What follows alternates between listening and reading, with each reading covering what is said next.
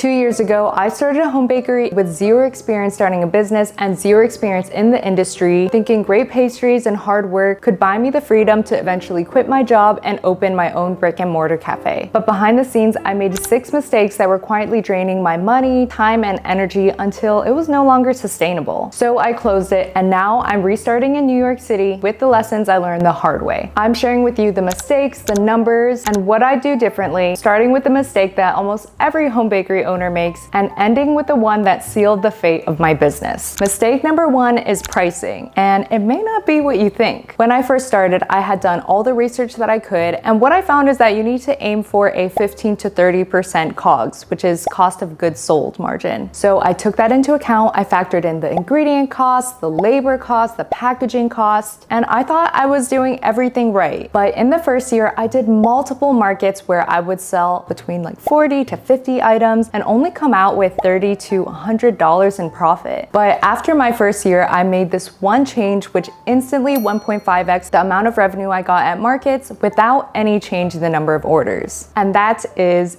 increasing the size of my items. So for the majority of my items, I kept the same COGS percentage, but I increased their size by 1.5x and proportionally increased the price. By doing that, even if my COGS percentage stayed the same, I was able to price my items higher, which meant for the same orders, I was able to get more in sales. And not only that, but it made my items look a lot more appealing, which added wow factor to my display. This is only something that I started doing in my second year of business, but it's definitely something that I'm gonna continue doing going forwards. Now, the next mistake is something I have talked about before, but it is literally a mistake that put my business thousands of dollars into debt, and that is getting a commercial kitchen. I initially thought getting a commercial kitchen was a great idea for 2 reasons. The first one was to unlock the ability to make TCS items like buttercream, drinks. And the second reason is because I had a huge one-day event coming up that had an estimate of 30,000 people and 300 other vendors were gonna attend. So I thought it would be the perfect opportunity to finally set that up and try it out. So I did it. I started with a smaller event just to kind of do a trial run and get familiar with the space. And then I used it again for the huge festival event, which unfortunately ended up being every market vendor's nightmare. It was an outdoor event and it had a rain date, but the weather was just not on our side. The weather reports kept saying it's not gonna rain, but the rain just kept moving later and later until it was literally pouring rain the first half of the event. So nowhere near the 30,000 people ended up attending. Honestly, it was probably less than half in the end. So I did not sell nearly as much as I had hoped. And I just spent way more prepping for that event than the number of sales I was able to get. And that ended up having a huge effect on the overall profits of my business in the first year. I ended up spending $1,500 setting up and renting that commercial kitchen for those 2 events. And that was a huge contributor of why in the first year of my business, I did not turn a profit. In fact, I had a net loss of $2,000. So the very expensive lesson that I learned is to not expand your business until you have consistently outgrown your current setup. I have no plans to rent another commercial kitchen in the future, and realistically, I would only consider renting a commercial kitchen again if I was consistently baking as much as I could every single bake sale and still selling out in a matter of minutes when my orders open. But that has not been the case for me, so I have no plans to do that just yet. If you do want more details about my experience with a commercial kitchen, I'll link a video either here or here. So that was a huge mistake, but that's not even the biggest mistake that I've made. My next mistake was not having a diversified sales channel system. When I started, I didn't get accepted into the farmers market that I had initially applied to, so I started with 100% home pickups. And I ended up having a lot of trouble trying to grow my customer base. And then I transitioned to doing mostly markets to try to maximize growing my customer base, but those ended up being way more effort for way less profit because of the added fees like vendor fees and health department permits. So looking back, I realized that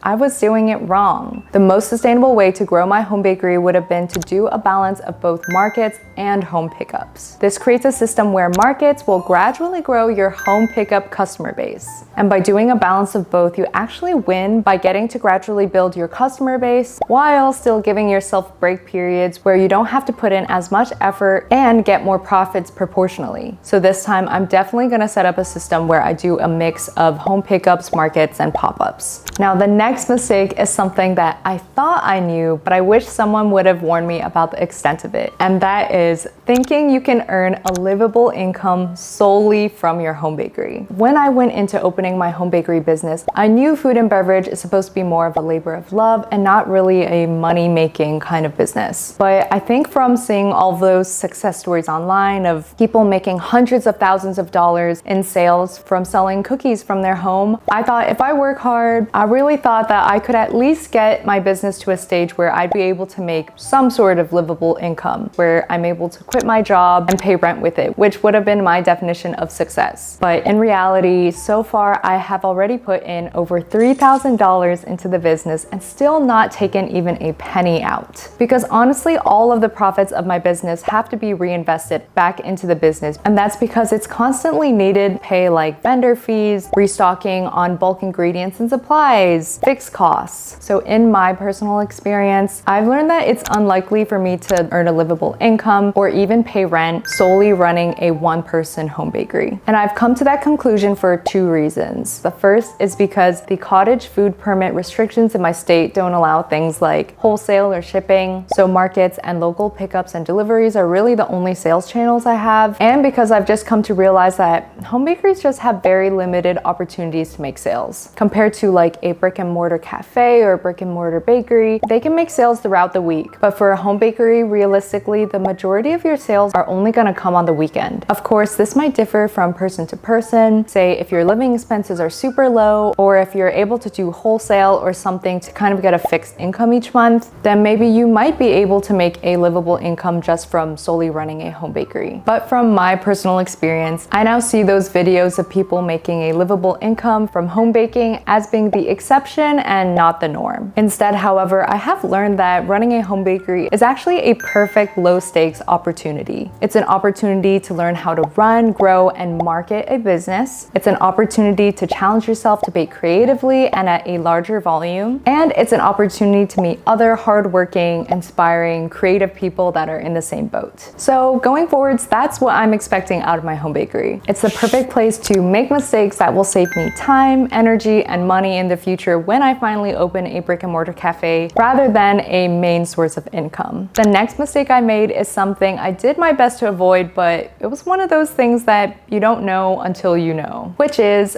starting with the wrong niche. When I started, I really loved baking a variety of things, so I wanted my menu to feel like traveling the world. I wanted to do things like Viennese cookies, Sasher tort, matcha cake, ube pound cake, Earl Grey madeleines, basically a little bit of everything around the world. And I had done some research and actually tried to test my product market fit by having my friends that are in my target demographic try my products and fill out surveys. And I even went out into my community twice to give samples and get feedback. But after many pickups and markets, there ended up being a clear trend that my Asian-inspired baked goods were outselling all of my other products. So I ended up pivoting my home bakery to focus on Asian-inspired flavors. And since then, my brand got clearer, my pitch got easier, and overall the response has been stronger. So the lesson is, don't lock in on your niche too soon. Invest the time to really test and look for signals to shape your niche and target demographic. Thinking back to when I was giving samples in my community, I was definitely focusing more on whether people like my products in general and missed that opportunity to pay attention to which products they were actually choosing to sample first, which could have really helped me hone in on the right niche to begin with. And I think picking the right niche is really one of those things where seeing that 10% stronger response now can lead to 5 or 10x the results in the long run. So if you're just starting your home bakery or you're unsure about your niche, that's definitely something I would do. With the relaunch of my home bakery, I am doubling down on crafting a brand identity that's in line with the niche that I now know is best for my business, and rebranding my menu and packaging to have synergy with my niche. But ultimately, before I even made that mistake, I had already made the biggest mistake of all, which is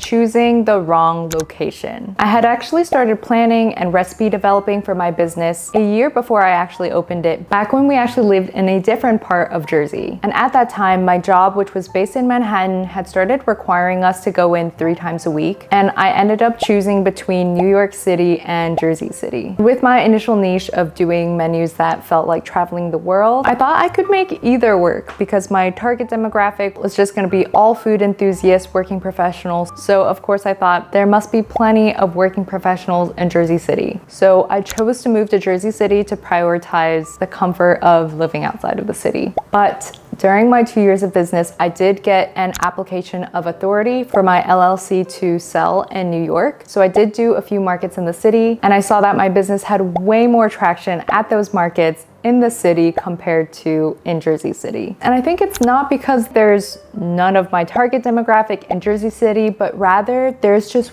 way more of my target demographic in the city. So if I could go back in time, I would have told myself to go that extra mile, go to 3 or 4 markets that I could see myself vending at in each of my location options, and actually count the number of people that are even just walking around that are in my projected target demographic. Because I know now that that would have resulted in completely different results. So from this experience, I learned that location is one of the biggest factors that influences the success or failure of your business. So if you have a choice, it is 100% worth it to actually take the time and make the right choice. So that's part of the reason why when our lease was up last year, we made the hard decision to move back into the city. Not only to make my commute slightly shorter to work, but also to give my business the best second chance I can at success. Looking back, I know I did the best I could with what I knew at the time, so these mistakes were probably just part of the process, but I hope this video has taught you something new or helps you feel less alone if you're building a small business too. And if you're someone thinking about starting a home bakery and want a clear path to get there, I made a free 8-week roadmap to help you get started, so I'll link that down below if you're interested. Let me know what you want to see next as I restart my home bakery in New York City. Stay inspired, and I'll see you in the next one.